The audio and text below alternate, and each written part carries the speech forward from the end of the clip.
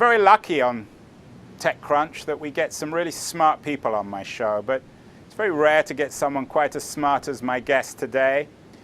He was the first person to give Sergey Brin an internship. He got his PhD when he was 20, and he is famous, almost legendary for his insights into technology and particularly into search. Stephen Wolfram, welcome to TechCrunch TV. Stephen is the founder and CEO of Wolfram Research. Hi. Stephen, tell me where we are in the history of search. Well, I'm more interested in knowledge than in search. Search suggests there's things out there, you're just going to find them. Knowledge is really about what can you know. What I've been particularly interested in is to take sort of all the knowledge that's been accumulated in our civilization and try and figure out if there's a question that can in principle be answered on the basis of that knowledge, can we automate the process of answering it? So some questions may have been asked before, their answers may have been written down somewhere on the web in the 10 billion pages or something on the web, those kinds of things. But there are plenty of other questions that we see people asking in their many millions every day, where we can work out the answer from what we know from science, from data that's been collected and so on, but we need to actually compute that answer. That's been something that I've been really interested in doing, and I wasn't sure whether at this time in history it would be possible to do an interesting job of that. Well, the sort of the big surprise of Wolfram Alpha that came out now 4 years ago and has been sort of progressively getting bigger and better ever since is that yes, at this time in history, it is actually possible to do a surprisingly interesting and good job of sort of taking the knowledge that has been accumulated in the civilization and being able to sort of automatically compute answers to questions on the basis of it. Stephen, where are we then in that, in computing, in aggregating all there is to know about anything? Good question. I mean, I used to take as my benchmark, go into the big reference library and look around the shelves and say, which block of these shelves have we done? Which ones haven't we done? We have various benchmarks like that. And I would say that, at this point, we've done a lot of the obvious stuff. We have a pretty good to-do list because every day people are asking us either directly on the web or through Siri, other things like that, lots of questions about lots of kinds of things. And so we sort of accumulate this to-do list of other areas that we should be covering. And that to-do list is about 20 years long right now, although I think we'll probably get it done because we're kind of speeding up. We'll probably get it done in another 5 years. And what happens at the end of that 20 years? We know everything there is to know? We know the systematic knowledge, the systematic pre-aggregated knowledge. Of course, there's a lot more knowledge that's starting to come in through all kinds of sensors, all sorts of devices. The knowledge that is out there now is kind of almost book knowledge, database type knowledge. The knowledge that's coming in the future is more sort of sensor type knowledge that we then have to go and use our algorithms and so on to turn into things that are really kind of in a form where people can assimilate them. Stephen, Wolfram Research is a for-profit company.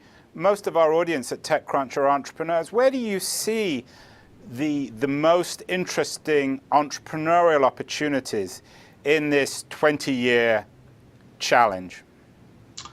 Well, gosh, I mean, I think that the whole area of where kind of data science, what one can do taking sort of all these different kinds of sensors. So one very basic thing right now is there's lots of kinds of things in the world that one can measure.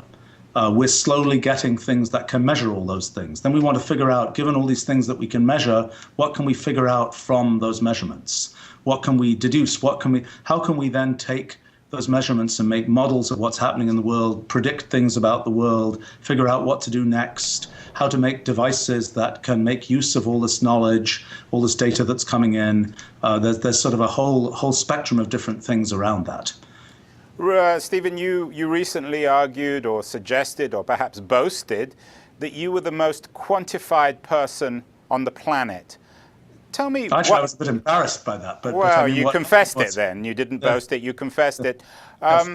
Tell me what you meant by that and how that connects with these immense business opportunities in the development of knowledge economy? Well, so I've been sort of a guy who's been interested in data for a long time. So I started probably 25 years ago or more, collecting various kinds of data about myself and, all my, emails, sendings and my keystrokes and my, later on my steps that I was taking and, all kinds of other data about myself. And I guess that I happened to start doing that pretty early. And so a year or so ago now, I decided, okay, I better take all this data I've been collecting and just sort of putting in buckets effectively for all these years and see what I can figure out from it.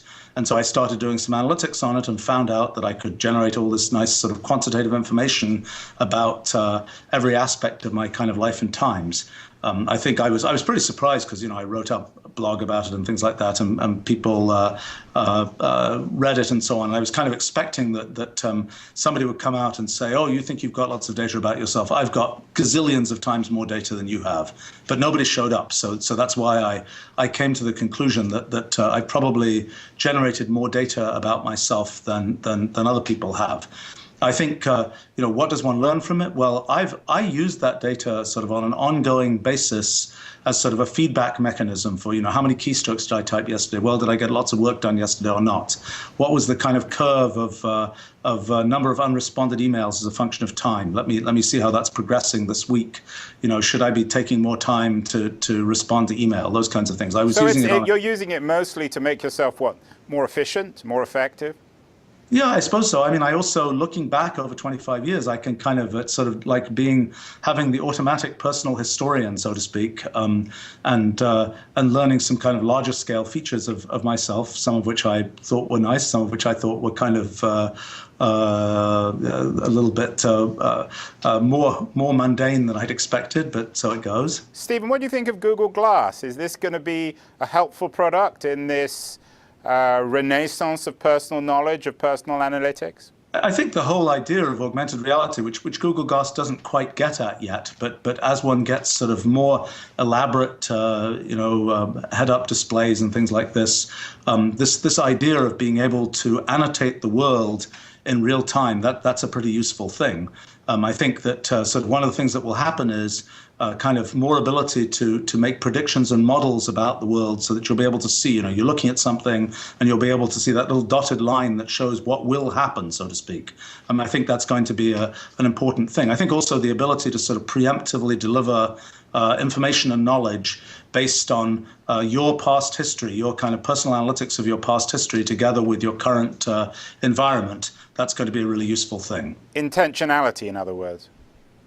I'm not quite sure what that the economics of intentionality, meaning that we know what people are going to do and we can build businesses around that. Stephen, okay, I was worried you were talking about philosophy there, so I never talk about philosophy. I'll leave that to you. Stephen, tell me a little bit about Wolfram Research. I've always wondered whether you think of yourself as a software company or as a services, a research, a consulting group. We make products, basically. We have a small but rather successful consulting operation, but the primary thrust of our business for the last 26 years has been making products. There was a big noise about Wolfram Alpha when it came out. Where is it now? I haven't heard much about it recently. Oh, I don't know. It's lots of people use it every day. So you're happy with its development, with its commercial success?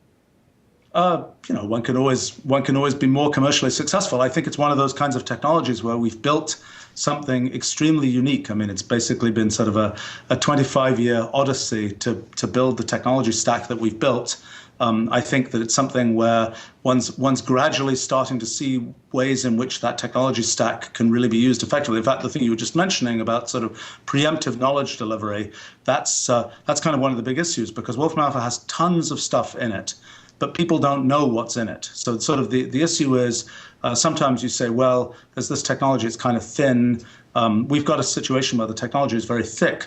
The issue is for people to know what's really there. And that's something that gets progressively easier as you're kind of preemptively delivering things to them. And that's something that will become progressively more routine as kind of hardware and systems kind of develop.